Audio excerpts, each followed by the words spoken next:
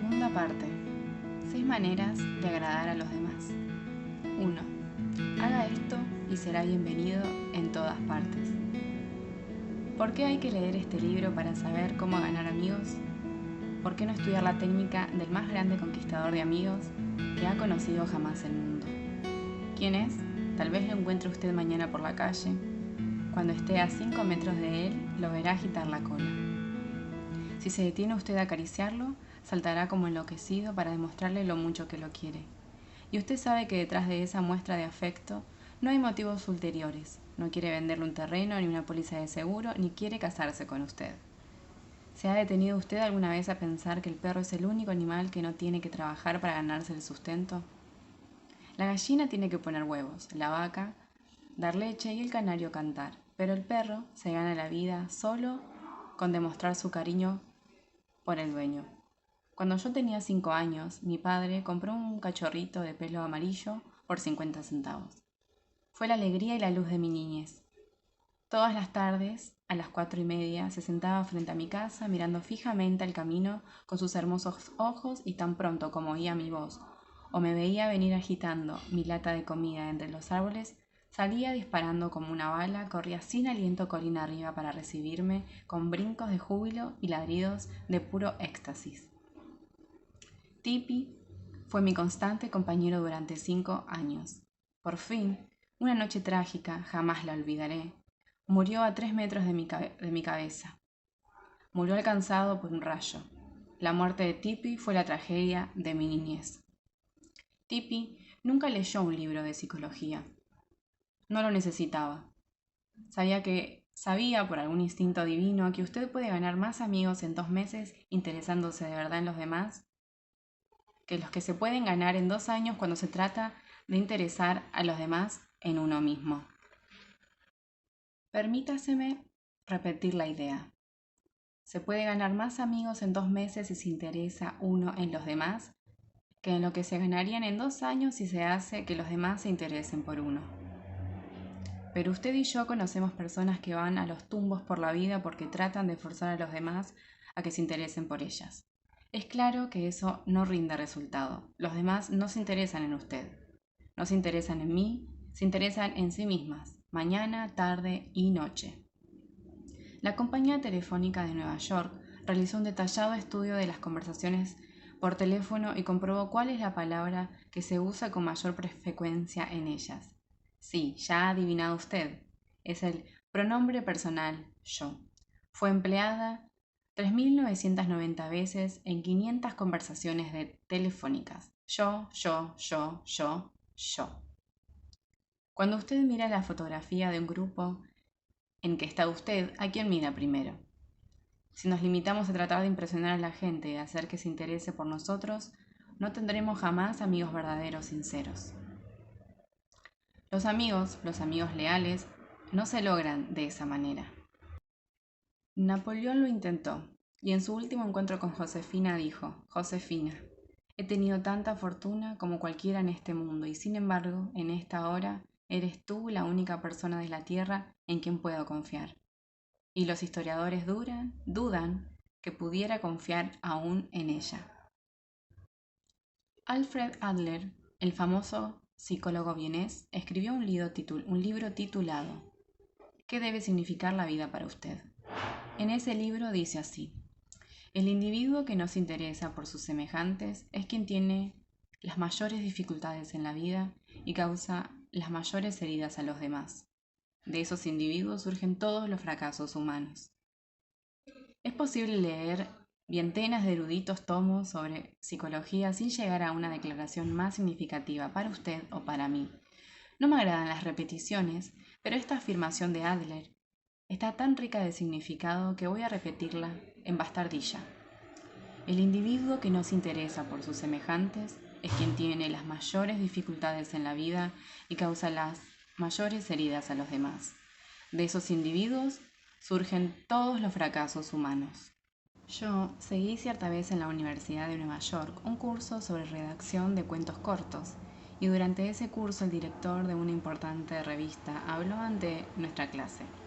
Dijo que era capaz de tomar cualquiera de las docenas de cuentos que cruzaban por su escritorio todos los días y después de leer unos párrafos, decir si su autor gustaba o no de la gente. Si el autor gustaba de la gente, añadió, la gente gustará de esos cuentos. Este director, acostumbrado a tratar con la vida, se detuvo 2 veces en el curso de su conferencia sobre la forma de escribir y pidió excusas por predicarnos un sermón. Les estoy diciendo, expresó, las mismas cosas que diría un predicador. Pero recuerden que deben tener interés por la gente si quieren atraer interés como cuentistas. Si así ocurre con los cuentistas, puede tenerse la seguridad de que lo mismo es triplemente cierto en cuanto a las relaciones con la gente. Yo pasé una noche en el camarín de Howard Truston, la última vez que se presentó en Broadway. Truston, el decano de los magos, Truston, el rey de la prestidigitación. Durante 40 años viajó por el mundo entero una y otra vez, creando ilusiones, engañando con sus tetras al público y haciendo que la gente quedara boquiabierta de asombro. Más de 60 millones de personas pagaron entradas por verlo actuar y así consiguió ganar casi 2 millones de dólares. En esa ocasión pedí al señor Truston que me confiara el secreto de sus triunfos. Su instrucción no tenía nada que ver con ellos, porque huyó de su casa siendo niño, fue vagabundo por los caminos y viajó en trenes de carga, durmió en pasajes, pidió comida de puerta en puerta y aprendió a leer gracias a los carteles que desde un vagón de carga se veía junto al ferrocarril. ¿Tenía extraordinarios conocimientos como prestidigitador? No. Me dijo que se han escrito centenares de libros sobre pruebas de magia y que muchísimas personas saben tanto como él. Pero Truston tenía 2 cosas de que carecían los demás. Primero, la capacidad necesaria para que su personalidad llegara al otro lado de las candilejas. Conocía la naturaleza humana. Todo lo que hacía, cada gesto, cada entonación de la voz, cada elevación de una ceja había sido cuidadosamente ensayado con anterioridad, y sus actos respondían a una perfecta noción del tiempo. Pero, además, Truston tenía verdadero interés por el público. Me refiero que muchos prestidigitadores miraban al público y se decían para sus adentros, bien, ya tenemos otro montón de tontos, qué bien, los engañaré. Pero el método de Truston era del todo diferente. Confésome que cada vez que entraba al escenario se decía, estoy agradecido a toda esta gente que ha venido a verme. Son ellos quienes me permiten ganarme la vida en forma tan agradable. Por ellos haré esta noche todo lo mejor que pueda. Declaró que jamás se acercaba a las candilejas sin decirse primero una y otra vez, adoro a mi público, adoro a mi público. ¿Ridículo? Absurdo. Tiene usted derecho a pensar lo que quiera. Yo no hago más que repetir sin comentarios una receta utilizada por uno de los magos más famosos de todos los tiempos. George Dick de New Warren, Pensilvania, se vio obligado a retirarse de su negocio de estación de servicios después de trabajar en él durante 30 años, cuando se construyó una nueva autopista por el sitio que ocupaba su establecimiento. Al poco tiempo, los días socios de un jubilado empezaron a aburrirlo, por lo que trató de ocupar el tiempo tocando en su viejo violín. Pronto empezó a viajar por toda su área, asistiendo a conciertos y visitando a consumados violinistas. En su estilo humilde y amistoso, se interesó por conocer el pasado y las ideas de todos los músicos que conocía. Aunque él mismo no era un gran violinista, hizo muchos amigos en el mundo de la música. Asistió a toda clase de eventos musicales y los aficionados a la música country de todo el este de los Estados Unidos llegaron a conocerlo como el tío George, el rascador de violín del condado Kunsa. Cuando conocimos al tío George, tenía 72 años y disfrutaba de cada minuto de su vida. Gracias a su interés en otras personas, logró crearse una nueva vida en un momento en que la mayoría de la gente considera terminados sus años productivos. Ese mismo era uno de los secretos de la asombrosa popularidad de Theodore Roosevelt. Hasta sus sirvientes lo adoraban. Su valet, James E. Amos, escribió acerca de él un libro titulado Theodore Roosevelt, el héroe de su valet. En ese libro narra Amos este ilustrativo incidente. Mi mujer preguntó una vez al presidente qué era una codorniz. Jamás había visto una. y el presidente se la describió detalladamente. Algún tiempo después sonó el teléfono de nuestra casita. Amos y su esposa vivían en una casita alejada del edificio principal en la finca de Roosevelt tenía en Ira Bay. Mi mujer respondió al llamado. Era el señor Roosevelt. Dijo que había llamado para decirle que frente a la ventana había una codorniz y que si mi mujer se asomaba podría verla. Estas cositas eran características de él. Cada vez que pasaba frente a nuestra casita, aunque no nos viera, le oíamos llamar "Yuhu, Annie" o "Yuhu, James". ¿Cómo es posible que los empleados no gustaran de un hombre así? ¿Cómo podría dejar de gustar a nadie? Roosevelt fue a la Casa Blanca un día en que su sucesor, el presidente Taft y su esposa, no estaban. Su auténtica simpatía por la gente humilde quedó demostrada por el hecho de que saludó uno por uno a todos los sirvientes de la Casa Blanca, hasta los peones de la cocina. Cuando vio a Alice, ayudante de cocina, escribe Archie Woods, le preguntó si todavía hacía pan de maíz. Alice le respondió que a veces la hacía para el personal de servicio, pero que nadie la comía entre los amos. Muestran muy mal gusto, repuso Roosevelt, y ya se lo diré al presidente cuando lo vea. Alice le llevó un trozo de pan de maíz y Roosevelt fue hasta el despacho principal comiendo y saludando a jardineros y criados al pasar. Hablaba con cada uno como lo había hecho en el pasado. Ike Hoover, que había sido ujier en la Casa Blanca durante 40 años, me dijo con los ojos llenos de lágrimas: "Es el único día feliz que hemos tenido en casi 2 años, y ninguno de nosotros los cambiará por un billete de $100. El mismo interés por la gente, al parecer sin importancia, llevó al presidente de ventas Edward Mike Shake, hijo de Chatham, Nueva Jersey, a conservar una cuenta. Hace muchos años, nos dijo, visité a clientes de la empresa Johnson & Johnson en el área de Massachusetts. Una cuenta era la de una farmacia de Ingham. Cada vez que iba a este negocio siempre hablaba con el empleado de refrescos y con el demostrador unos minutos, antes de hablar con el dueño para recibir la orden. Un día el dueño me dijo que no tenía interés en comprar productos de Johnson & Johnson porque consideraba que esta firma estaba concentrando sus actividades en los supermercados en detrimento de las farmacias chicas como la suya. Salí muy decaído y di vueltas por el pueblo varias horas. Al fin decidí volver a la farmacia y tratar de explicarle nuestra posición al dueño. Cuando volví a entrar, como siempre, saludé a los empleados. Al verme el dueño, me sonrió y me dio la bienvenida. Me dio una orden de compras que superaba las suyas habituales. Lo miré sorprendido y le pregunté qué había sucedido para hacerle cambiar de opinión desde mi visita anterior apenas unas horas antes. Me señaló el muchacho que atendía el mostrador de refresco y dijo que cuando yo había salido antes, este joven había venido a decirle que yo era uno de los pocos vendedores que venían a la farmacia, que se molestaba en saludarlo a él y a los otros empleados. Le dijo al dueño que si había un vendedor que se merecía hacer buenos negocios, era yo. El dueño estuvo de acuerdo y siguió siendo un buen cliente. Nunca olvide que un genuino interés en la otra persona es la cualidad más importante que pueda tener un vendedor o en realidad cualquier persona. Por experiencia personal, he descubierto que se puede lograr la atención y la cooperación hasta de las personas más ocupadas de los Estados Unidos, si uno se interesa debidamente en ellas. Un ejemplo. Hace unos años yo dirigía un curso de literatura en el Instituto de Artes y Ciencias de Brooklyn y quisimos que escritores tan importantes y ocupados como Kathleen Norris, Fanny Hertz, Ida Tarbell, Albert Payson, Terun y Rupert Hahn fueran al instituto y nos hicieran conocer sus experiencias.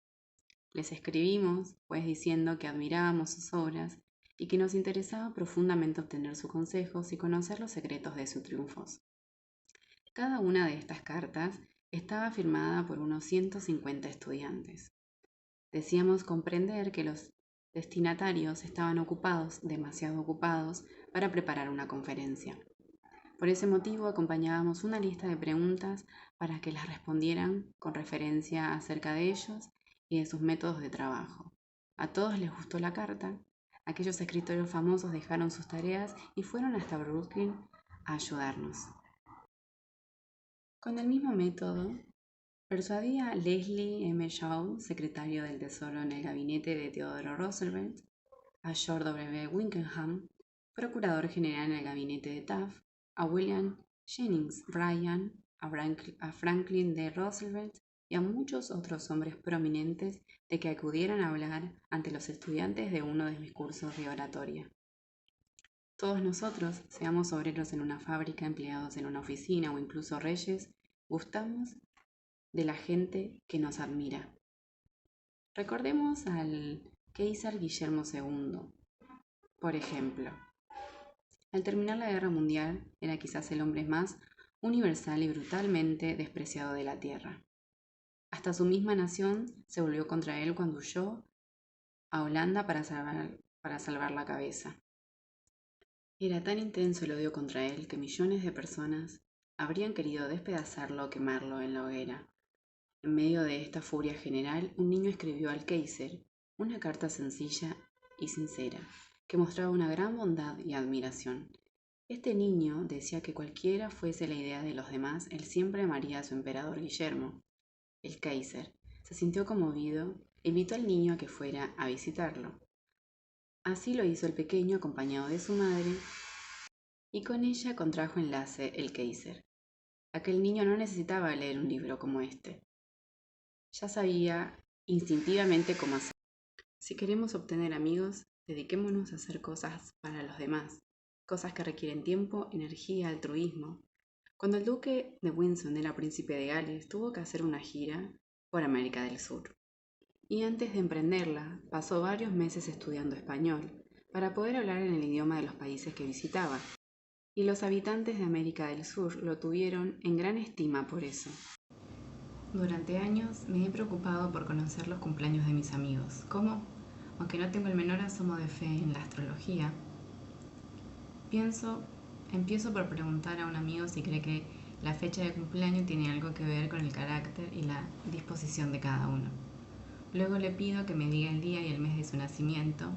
Si me dice 24 de noviembre, por ejemplo, no hago más que repetir para mis adentros 24 de noviembre, 24 de noviembre. En cuanto mi amigo vuelve a la espalda, escribo su nombre y su cumpleaños y después, en casa, paso el dato a un libro especial. Al comienzo de cada año escribo estas fechas y nombres en las hojas de mi calendario, de modo que le presto atención automáticamente. Cuando llega el día, envío una carta o telegrama. ¡Qué buena impresión causa! A veces soy la única persona del mundo que ha recordado un cumpleaños de esos. Si queremos hacer amigos, saludemos a los demás con animación y entusiasmo.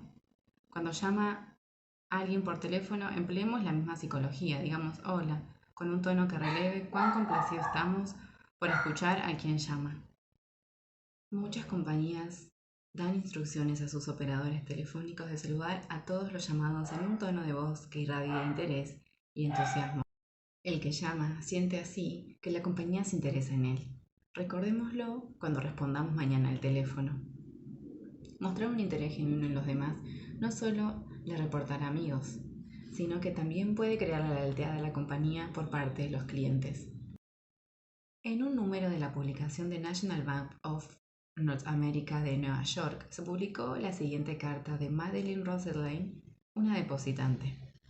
Quiero que sepan cuánto aprecio a su personal. Todos son tan corteses, tan amables y serviciales. Es un placer que después de hacer una larga cola al cajero, la salude a una con una sonrisa. El año pasado mi madre estuvo hospitalizada durante 5 meses. Cada vez que visité el banco, Mari Petrullero, una cajera, se interesó por la salud de mi madre y se alegró de su recuperación. ¿Puede haber alguna duda de que la señora Roselane seguirá usando los servicios del banco? Charles R. Walters, empleado en uno de los grandes bancos de Nueva York, fue encargado de preparar un informe confidencial sobre cierta empresa. Solo sabía de un hombre dueño de los hechos que necesitaba con tanta urgencia. El señor Walter fue a ver a ese hombre, presidente de una gran empresa industrial. Cuando el señor Walters era acompañado al despacho del presidente, una secretaria asomó la cabeza por una puerta y dijo al presidente que no podía darle ese día ningún sello de correos. Colecciono estampillas para mi hijo, que tiene 12 años, explicó el presidente al señor Walters. El señor Walters expuso su misión y comenzó a hacer preguntas. El presidente se mostró vago, general, nebuloso. No quería hablar y aparentemente nada podía persuadirle de que hablara. La entrevista fue muy breve e inútil. Francamente, no sabía qué hacer, dijo la señora Walter al relatar este episodio ante nuestra clase. Pero entonces recordé a la secretaria, las estampillas y el hijo. Y también recordé que el departamento extranjero de nuestro banco coleccionaba estampillas llegadas con las cartas que se reciben de todos los países del mundo. A la tarde siguiente visité a este hombre y le hice decir que llevaba algunas estampillas para su hijo. ¿Me recibió con entusiasmo? Pues, señor, no me habría estrechado de la mano con más fricción si hubiese sido candidato a legislador. Era todo sonrisas y buena voluntad. A mi George le encantará esta, decía mientras examinaba las estampillas. Y mire esta, es un tesoro. Pasamos media hora hablando de estampillas y mirando retratos de su hijo, y después dedicó más de una hora de su valioso tiempo a darme todos los informes que yo quería y sin que tuviese yo que pedírselo siquiera. Me confió todo lo que sabía y después llamó a sus empleados y los interrogó en mi presencia. Telefoneó a algunos de sus socios, me abrumó con hechos, cifras, informes y correspondencia. Como dirían los periodistas, tenía yo una primicia. Veamos otro ejemplo. C.M. Naple Jr. de Filadelfia había tratado durante años de vender combustible a una gran cadena de tiendas.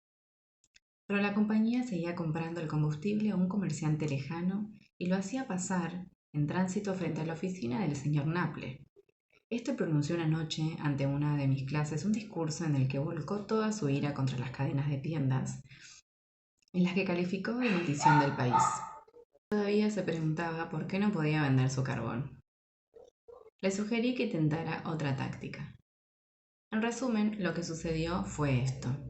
Organizamos entre los miembros del curso un debate sobre: está decidido que la propagación de las cadenas de tiendas hace al país más mal que bien. Por indicación mía, Naple asumió el bando negativo. Convino en defender a las cadenas de tiendas y fue a ver derechamente a un director de la misma organización que él despreciara. No he venido, le dijo, a tratar de venderle combustible. He venido a pedirle un favor. Le informó luego sobre el debate y agregó: he venido a pedirle ayuda porque no conozco otra persona que sea tan capaz de hacerme conocer los hechos que quiero. Deseo ganar este debate y le agradeceré sobremanera que me ayude. Oigamos el resto del episodio en las propias palabras del señor Naple. Había pedido a este hombre exactamente 1 minuto de tiempo. Con esa condición, consintió en verme. Después de exponer yo mi situación, me invitó a sentarme y habló durante 1 hora y 47 minutos. Llamó a otro director que había escrito un libro sobre el tema, escribió a la Asociación Nacional de Cadenas de Tiendas y me consiguió un ejemplar de un folleto. Este hombre entiende que las cadenas de tienda prestan un verdadero servicio a la humanidad. Está orgulloso de lo que hace en centenares de comunidades. Le brillaban los ojos al hablar y he de confesar que me abrió los ojos sobre cosas que yo jamás había soñado. Cambió toda mi actitud mental. Cuando me marchaba, fue conmigo hasta la puerta, me puso un brazo alrededor de los hombros, me deseó felicidad en el debate y me pidió que fuera a verlo otra vez para hacerle saber cómo me había ido. Las últimas palabras que me dirigió fueron: haga el favor de verme dentro de unos días. Me gustaría hacerle un pedido de combustible. Para mí aquello era un milagro. Ofrecía comprarme el combustible sin haberlo mencionado yo siquiera. Conseguí más en 2 horas interesándome honradamente en él y en sus problemas que en muchos años de bregar porque se interesara en mí y en mi producto. No ha descubierto usted, señor Naple, una nueva verdad. porque hace mucho tiempo, 100 años antes de que naciera Jesucristo, un famoso poeta romano, Publio Ciro, señaló: nos interesan los demás cuando se interesan por nosotros. El interés, lo mismo que todo lo demás en las relaciones humanas, debe ser sincero. Debe dar dividendos no solo a la persona que muestra el interés, sino también a la persona que recibe la atención. Es una vía de dos manos, las dos partes se benefician. Marty Chinberg, que siguió nuestro curso en Long Island, Nueva York, nos contó cómo el interés especial que había tomado una enfermera en él había afectado profundamente su vida. Era el día de Acción de Gracias y yo tenía 10 años. Estaba en una sala de beneficencia de un hospital y al día siguiente se me haría una importante operación de ortopedia. Sabía que lo único que me esperaba eran meses de confinamiento, convalencia y dolor. Mi padre había muerto, mi madre y yo vivíamos solos en un pequeño departamento y dependíamos de la asistencia social. Mi madre no podía visitarme ese día porque no era día de visitas en el hospital. A medida que transcurría el día, me abrumaba cada vez más el sentimiento de soledad, desesperación y miedo.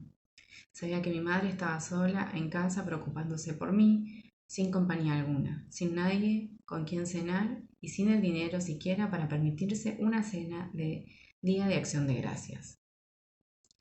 Me subían las lágrimas y terminé metiendo la cabeza bajo la almohada y tapándome todo con las frazadas. Lloré en silencio, pero con tanta amargura que me dolía el cuerpo entero. Una joven estudiante de enfermería oyó mis sollozos y vino hacia mi casa.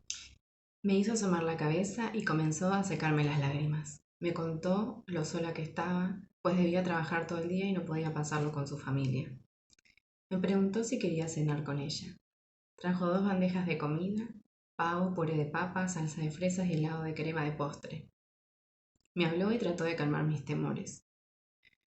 Aun cuando su hora de salida eran las 4 de la tarde, se quedó conmigo hasta casi las 11 de la noche. Jugó a varios juegos conmigo y no se marchó hasta que me quedé dormido. Desde entonces han pasado muchos días de Acción de Gracias, pero nunca pasó uno sin recordar aquel. Y mis sentimientos de frustración, miedo, soledad y la calidez y ternura de la desconocida que me lo hizo soportable. Si usted quiere gustar a los otros, si quiere tener amigos de verdad, si quiere ayudar a los otros al mismo tiempo que se ayuda a usted mismo, no olvide esto. Regla 1. Interésese sinceramente por los demás.